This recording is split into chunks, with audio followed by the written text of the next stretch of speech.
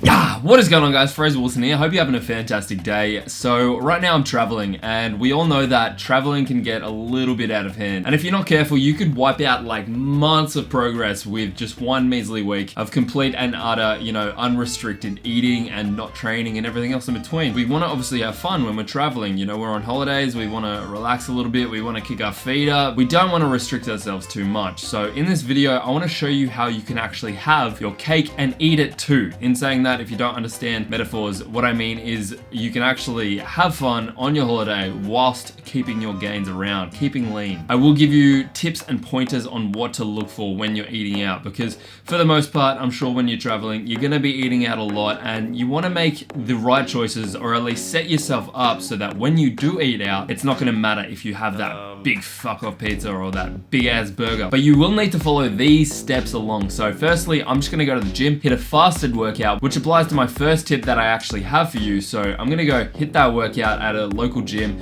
I hope it goes alright. I actually haven't been there, so I'm interested to see what it's like. And then afterwards, I'm gonna break my fast. Alright guys, at the gym, it might be a bit noisy, I apologize, but this is literally the best spot that I could find to film. So I'm having a Monster. This is gonna be my pre-workout, so I'm just gonna sip on this now before I go in. No calories in this, and that brings me on to the first tip that I have for you guys, and that is to incorporate intermittent fasting, or just fasting in general. It can be very, very easy to rack up a whole bunch of calories if you're, just face a bunch of food all day long. So to cut that down and to, ensure yourself that you don't go so far over your calories, pushing your breakfast back by, say, a few hours, or cutting it out completely will just add that surety that you will not go over your calories too much. Have that dessert, you can have your cake if you need it to. So I'm gonna go work out and then, have my breakfast. All right guys, workout is all done. That was really, really good. So overall, when I'm training overseas or when I'm traveling, what I'm gonna be doing is more high intense workouts, a lot of supersets, getting it done quite quickly, because you don't wanna stay in the gym for 1 to 2 hours doing a full workout. You get as much as you possibly can done in a short amount of time, and that's what I did. So I did upper body, a little bit of lower body, and some abs. Alrighty, it is time to eat. I'm gonna break my fast. It's about 1:30, late start to the day, honestly. I needed a big sleep, so I had a bit of a sleep in. Anyway, we're gonna get on with it. Pretty much guys, the meal that I'm gonna be having right now, is going to be sushi, big platter of sushi, a big tub of gyozas, and some, or dumplings. I think they're just Japanese dumplings. I call them gyozas, and then a salad. Can I make it? Can I get it in? No, I can't. Absolutely airballed that one. So the second tip that I have for you in regards to staying lean when you're traveling is gonna be to keep active. So as you just saw, I worked out, I hit a quick workout, and it was absolutely great. And the benefit of doing that is it kind of allows yourself, again, to eat more food. Food is so important to actually staying lean. It's probably the most important thing. But what is also most important is allowing yourself to eat more food, to have, food coming in and going to places that it should be going to. Instead of just being sedentary, your food is coming in and it's being used for a purpose. Otherwise, it will just be 100% stored as fat if you do go over your calories. When you come back, you don't want to have lost all your gains. So you want to keep that activity quite high, and it doesn't even have to be at the gym. I just did a 40-minute workout, and what I would recommend is doing higher intense workouts. But if you can't get to a gym, what you can do is go on my YouTube channel. I have plenty of home workouts, require no equipment. You can do it in your hotel. All it requires is like a body-sized space that you can lay down on, and that's it. We got another tip though for you guys. We're doing a double whammy, and that's the third tip, and it's going to be to focus on voluminous foods. So by that, I mean like salads, things that aren't super calorie dense, but have, a high volume. They're gonna fill up your body, and one of those items is going to be water. So water is calorie-free, and you need to be sure to keep that in your actual daily routine while you're traveling. It's very easy to forget to drink water even when you're at home, so when you're away, it's amplified by 1,000. Just make sure you get your water in. It's super duper important. One way you can ensure that you get enough in is have like a liter of water first thing in the morning. That's gonna make sure, you're set. You're good to go for the rest of the day.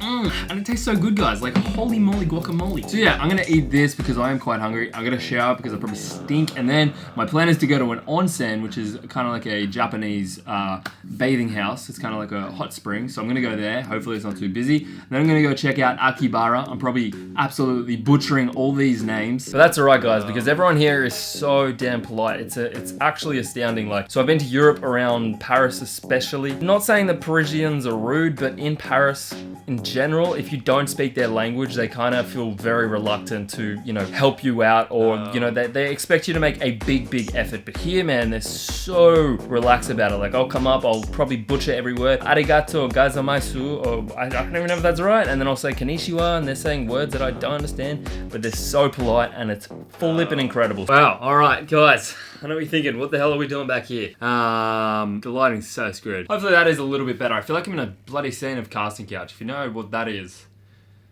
you shouldn't, alright? Anyway, yeah, day was absolutely hectic. I definitely overestimated how hard it would be to film while in a very foreign country and trying to get stuff done in terms of, you know, going to do things. And also I did a photo shoot, which was phenomenal. It was a really great time. One of 2 photo shoots. I might do one more while I'm here for the next couple of days. But anyway, got dinner. This here is going to be my final meal. So I only had 3 meals today.